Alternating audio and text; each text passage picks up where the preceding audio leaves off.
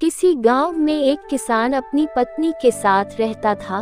किसान तो मेहनती था, लेकिन अक्सर वह अपनी पत्नी के कामों में अक्सर कोई न कोई कमी निकलता रहता था, जिसको लेकर अक्सर किसान और उसकी पत्नी में नोकझोंक हो जाया करती थी।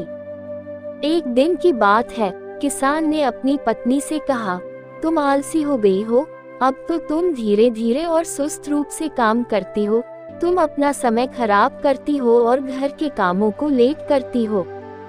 रोज की ऐसी बातों को सुनकर किसान की पत्नी अपने पति के ऐसे शब्दों से नाराज हो गई और बोली कि आप गलत हो, जो रोज रोज ऐसे मुझे ये बातें सुनाते हो, और यदि ऐसा है तो आप कल घर पर रहो और आपके बदले मैं खेत में जाऊंगी, मैं वहाँ आपका काम करूंगी, क्या आप यहाँ घर पर रहकर मेरा काम करेंगे?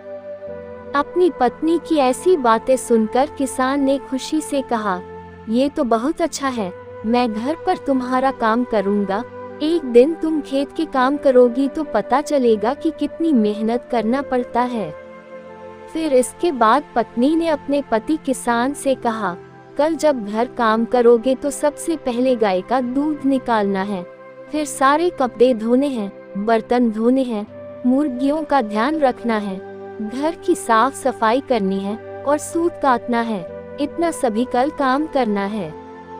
फिर अगले दिन किसान की पत्नी सुबह सुबह खेत पर गई और किसान घर के कामों के लिए घर पर रुक गया।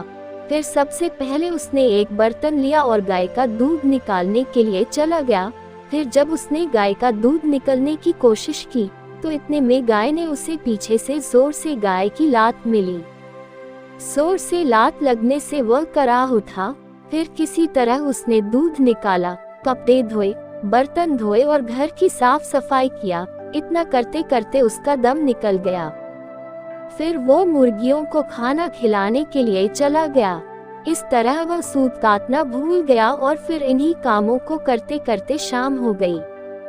फिर शाम को जब पत्नी खेत से लौट आई तो अब किसान ने शर्म से अपना सिर झुका दिया, जिसे देखकर उसकी पत्नी अब समझ गई थी कि उसके पति को सबक मिल गया है।